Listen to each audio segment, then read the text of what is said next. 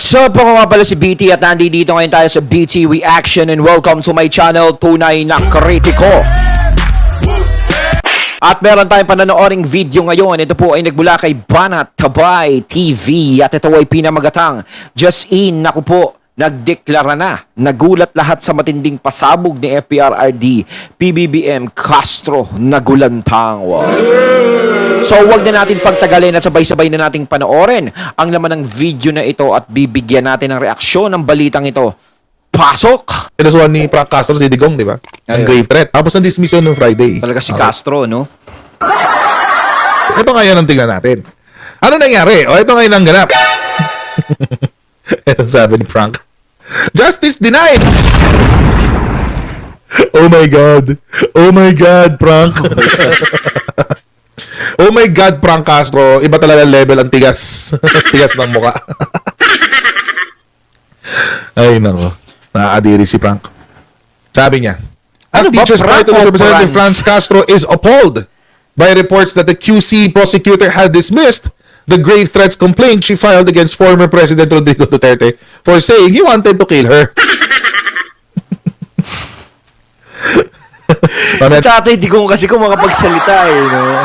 Talagang nakakatakot kung hindi mo siya close, kung hindi mo siya kilala, no? Eh, lalong-lalo na nagsalita, I want yung kill her, mga ganyan. Nako ha, syempre isipin ni Casta, lalo na alam na mayroong hindi magandang pagkakaunawaan yan dalawa.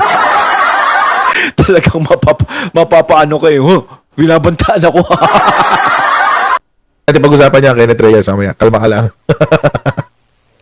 Sabi niya, dismayado ako sa sinasabing pagbasura ng kasong grave threats na isinampa ko laban kay dating Pangulong Rodrigo Duterte.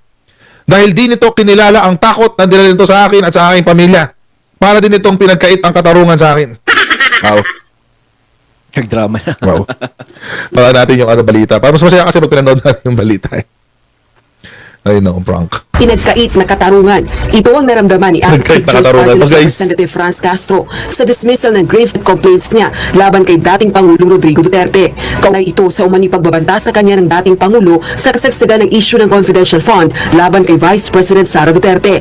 Ayon sa mambabatas, nagpapakita lamang umano ito na hindi kinikilala ng Prosecutor's Office ang takot na idinulot nito sa kanya at kanyang pamilya. Sa ngayon, hindi pa nila natatanggap ang kopya ng desisyon ng Piskalya. Ngunit pag-aaralan umano nila ito at muling kukonsultahin ng mga abogado para sa mga susunod na hakbang. Dismayado naman ang mga kapwa makabayang black lawmaker sa desisyon ng Quezon City Prosecutor's Office. Batay kay Gabriela Women's Party List Representative Arlene Brosas, nakakabahalang maging halimbawa na ang desisyon para sa mga red tagger at tila nagpapahiwatig umano na katanggap-tanggap na ang pananakot at pagbabanta sa buhay ng human rights advocates. May ganun drama sila. Sa payag naman ni Kabataan Party List Representative Raul Manuel, kapag ordinaryong tao umano ang nag-tweet, hinuhuli kaagad. Pero ang dating Pangulo, kahit anya sa TV na nagbanta sa buhay ng iba, hindi pa rin napapanagot. Base sa inilabas na desisyon ng Quezon City Office of the City Prosecutor, hindi na ipakita ni Representative Castro na seryoso at ahasan ng ginawang pagbabanta sa kanya. Inilabas din umano ng dating Pangulo ang kanyang mga pahayag kasunod ng heightened emotion sa kasagsagan ng issue ng confidential fund at napabalitang impeachment laban sa anak nitong si Vice President Sara Duterte. Bilang ama, natural lamang anya na madismaya at depensahan ng kanyang anak laban sa political attacks. Dagdag pa ng piskalya, hindi pangkaraniwang isinasagawa sa publiko ang isang pagbabanta o death threat. Gayun din, bigo umano ang complainant na i-authenticate ang video na pinakamatindi, laban sa kanya. Inamin kasi ng mambabatas na una niya itong nakita sa Facebook at YouTube. Wala umanong certification mula sa mga nasabing social media account at maging sa broadcast network na SMNI hinggil sa authenticity ng mga ito. Rosa Licoz, UNTV News and Rescue. Yan. Alright. Okay, ano ba Para sa kasi? akin, sandali, ako muna magkasalita. Alam niyo kung totoo yung sinasabi ni FPRRD, lahat ng mga bumabatikos kay FPRRD is dapat ngayon tegi na. Lalo na nung presidente siya, alam natin na kaliwat kanan ng bumabakbak kay FPRRD. Mas may katungkulan siya nung mga panahon na yon. Dapat ginawa niya na. Dapat wala na sila De Lima, wala na si Trillanes, wala na si Robredo, wala na yung mga yan. Pero bakit hinayaan niya na magsalita yung mga yan? Tapos si FPRRD nagsasalita din naman, binabalik niya yung hindi magandang salita din no, kung sa kanila. Di ba? Ngayon, kung ganun kasama ang isang Duterte, dapat is wala na yan. Wipe out na yung mga yan.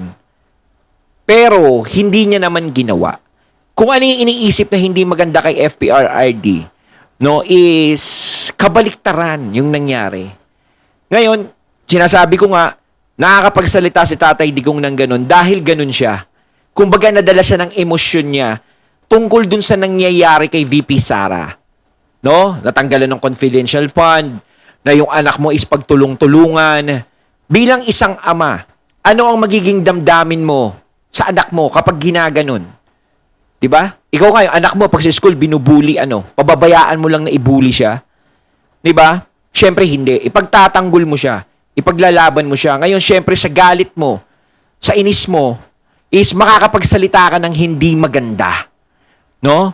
At alam naman natin na ganun si FPRRD, prangka magsalita eh. Para lang siya nakikipagkwentuhan sa inuman, parang ganun na. Pag ako nabuisit, nakatakalang ko yun, parang ganun eh. Parang ganun lang siya magsalita.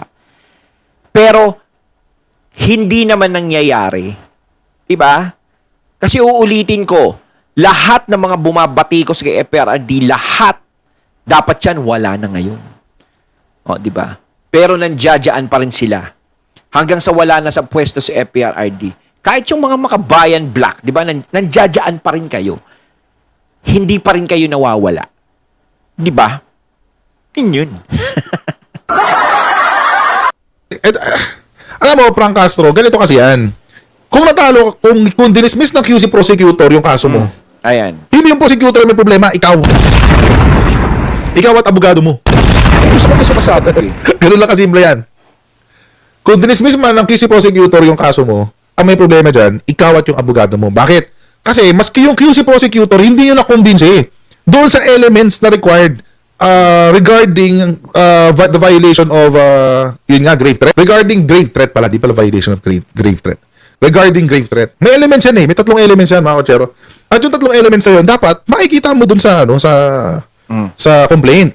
Hindi yan tipong pagtripan ko mag-file ng kaso. So, dapat umusad doon sa korte. Hindi. Kasi alam niyo mga kotsero, ang korte natin, napakaraming dinidinig na kaso. Kaya dumadaan muna yan sa prosecutor para ma-filter yung mga kaso na dapat bigyan ng atensyon ng ating mga korte, ng ating mga huwes.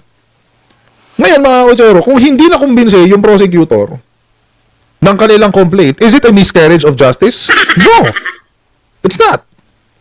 It's not a miscarriage of justice. In fact, mga kotsero, if anything, it just shows the invalidity of your complaint.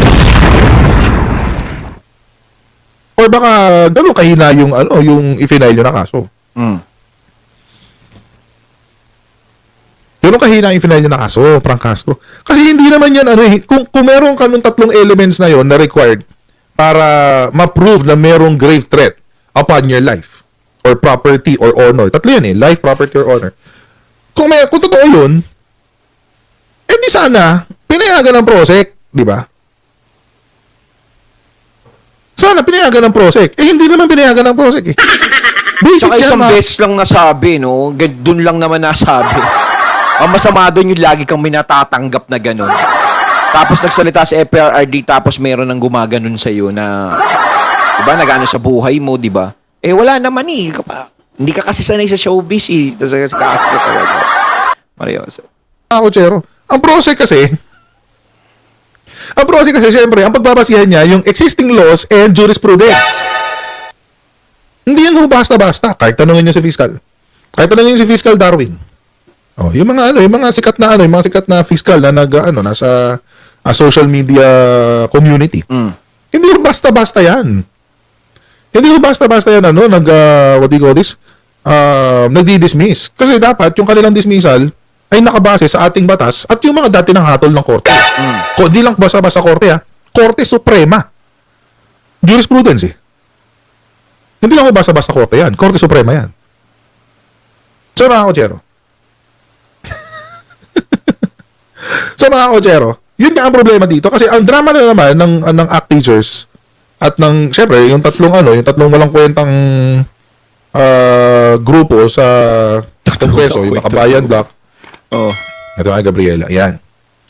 Sabi niya, we are deeply concerned that this decision may establish a precedent for rabid red taggers, suggesting that it is unacceptable to intimidate and threaten the lives of human rights advocates.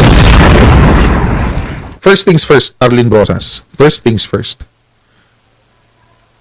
Kung gusto nyong magkaroon ng krimen against red tagging, quote-unquote, it is not a crime. Hindi ko krimen na tawaging komunista ang isang individual. No, it's not. Kung gusto nyong gawing krimen ang pagtawag sa isang individual na komunista, then sumulat kayo ng batas. That will make it a violation of the law. Kasi wala naman hong batas sa ating bansa that punishes, quote-unquote, red tagging. It is not a crime. Wala naman At kahit paulit-ulit pang sabihin ng mga dilawamping CPP tulad ng ABS-CBN, ng GMA, ng kung ano-ano pang mainstream media na ang red tagging ay quote-unquote masama. Wala akong magpaparusa dyan. Tama. Kung gusto nila na talagang may maparusahan dyan, is gumawa sila ng batas, di ba, na magpaparusa doon sa mga red tagging. Kasi yung red tagging na sinasabi nila is wala naman kahit may magsalita sa kanila ng gano'n, yung red tagging yung nasa isip nila, is wala naman, walang silbi. Kasi wala namang batas na pwedeng magparusa tungkol doon. Kung gusto nila, di magsulong sila ng gano'n. Is it libelous? Kahit nga i-libel nyo, hindi pa rin papasok sa libel yan. Bakit? Is it libelous to call someone a communist? Paninira ba na inyong pagkatao kapag tinawag kang komunista? No, it's not. Communism is a political ideology, and those who believe in that political ideology are called communists. Is believing in a political ideology a crime? No. Ano yung krimen? Pag sumali ka sa NPA, yun ang krimen. Yun ang krimen. Pag sumali ka ng NPA, pasok ka na sa teroristang grupo. Matik yun. At ang tanging escape mo dyan ay kapag ikaw ay susuko. That's it. Wala ibang paraan dyan. Ano ba sinabi ni ito naman si... Ano ba to? Ito. Si Raul Manuel. Kapag ordinaryong tao ang nag-tweet, hinuhuli agad, pero si Rodrigo Duterte, kahit sa TV na nagbanta sa buhay ng iba, di pa rin napapanagot. Okay. We're not, hindi natin tatanggol si Digong. I mean, from a, hindi ko pa rin masabing moral perspective kasi there's nothing immoral about, talking. Wala namang immoral sa pagiging, sa pagsasalita. Wala namang immoral sa pagiging, pero siguro, naging bastos ba siya? Probably. Sanin naman tayong bastos si Digong. No, yun nga yung sinasabi ko Kung hindi sila sanay kay Tatay Digong, wala. Hindi mo masasakyan yung sinasabi niya. 'Di ba? Pero kung sanay ka na, masasakyan mo yun dahil alam natin kung paano magsalita si Duterte. Si FPRRD. Kaso sila siniseryoso nila masyado. Ibig sabihin, natatakot. Bakit guilty ka ba? Na ganun ka? O hindi ka guilty, ba't ka matatakot? Di ba? At alam nila na kasi meron silang di pagkakaunawaan ng mga Duterte. At ayaw din naman talaga sa kanila ng mga Duterte, di ba? Dahil nga, alam nyo na, mga katunay, di ba? Kung bakit ang kinaayawan ni PRRD sa kanila. So, si Digong. Di ba? Is it what do you call this? Is it unacceptable as a social norm? Yeah, probably. Pagiging bastos. Hindi naman katanggap-tanggap ever ang pagiging bastos ever. Hindi naman naging katanggap-tanggap yun. Ever. But it's not a crime. Hindi krimen yun.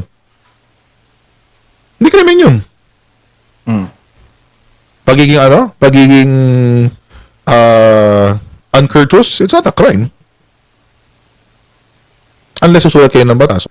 Wag nating i-misconstrue o wag nating baguhin ang definisyon ng pagbabanta sa buhay sa pag-e-express ng opinion.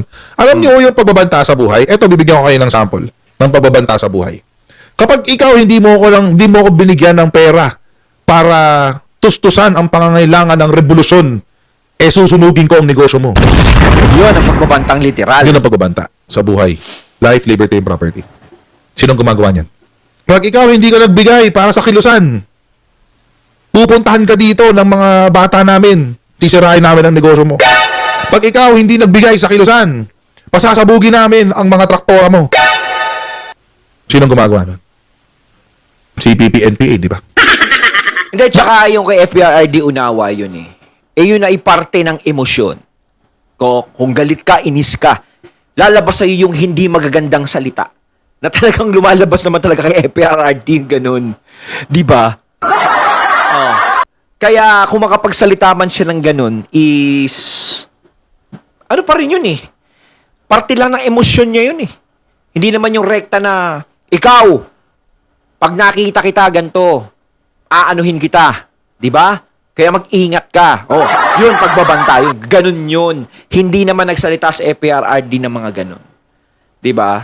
Bilang ama, nagsalita lang siya ng ganun, na nakabanggit lang siya ng ganung salita na tungkol dyan sa kay Castro dahil sa emosyon niya, sa inis niya, sa galit niya. Pero wala siyang ginawang pagbabanta na ganun. Nakarinig na ba kayo? Nakarinig na ba kayo dito sa tatlong mambabatas na to na sumita sa pagsingil ng illegal na revolutionary taxes ng CPP-NPA? Wala kayong narinig na ganun. Kahit kanino dyan, sa tatlong yan. Kahit saan dyan, sa tatlong na yan. Meron na bang tumuna sa illegal na gawain ng pagsingil ng revolutionary taxes ng CPP-NPA? Wala. Kahit ilan dyan sa tatlo na yan. In fact, mga kotsero, nakakatawa pa nga. Kasi, maski sa local elections, nire-recognize nila na kasama na sa SOP ang pagbibigay ng revolutionary taxes, di pa revolutionary taxes eh. Parang, parang campaign permit sa CPP-NPA. Na ano yan eh, na-expose yan dun sa sa docu na pinroduce ni Senator Robin Padilla, yung yung shucks, ano ba title nun? Memoirs of a Teenage Rebel. Na doon siya napasok. Naalala niyo yun? Na lahat daw ng lugar kung saan merong NPA kapag panahon ng eleksyon at kampanya, kailangan yung mga local executives na tatakbo sa eleksyon ay magbabayad ng campaign permit sa CPP-NPA. Nanita ba itong mga taong katulad ni Raul Manuel doon? Wala. Wala. Mga kotsero, hindi natin pinagtatanggol si Digong, ha? But there are real Kaya crime. mga sundalo nga lang na namamatay sa mga ganun eh. Di ba? Hindi nga nila pinagtatanggol yung mga yan eh. Tahimik lang eh. Merong mga totoong krimen na hindi pinapansin itong mga mukong nato. Hindi pinapansin ng mukong na Raul Manuel, hindi pinapansin ng mukong na Arlene Rosas, at hindi pinapansin ng mukong na saan yun? Franz Castro. Sinasabi nila, pinagbantaan, yung takot daw sa kanyang buhay, etc. Yan. Dahil hindi nito kinilala ang takot na dinala nito sa akin at aking pamilya. Kasalanan mo yun, hindi mo napatunayan sa prosek. File ka ng MR. Motion for reconsideration. Diba? May remedy ka naman eh. May remedy ka, Franz Castro. Bakit nyo sasabihin na hindi kinilala ang takot nyo at, parang, wag na nga dito kasi hindi kompleto. Ayun, at ating natunghayan ng video na nagbula kay Bana Tabay TV at syempre nadinig natin ang boses na yun. No? Alam ko kay Coach Jared John. Credits po. Ayan mga katunay talagang si Franz Castro talagang parang tinamaan ng ulan. Talagang hindi pumapabor sa kanya yung pagkakataon. Hindi ka makakapagpakulong kay Duterte talaga. Kayo mga katunay na masasabi nyo tungkol dito. Comment lang po kayo. So once again, I'm BT and I'm out. Peace.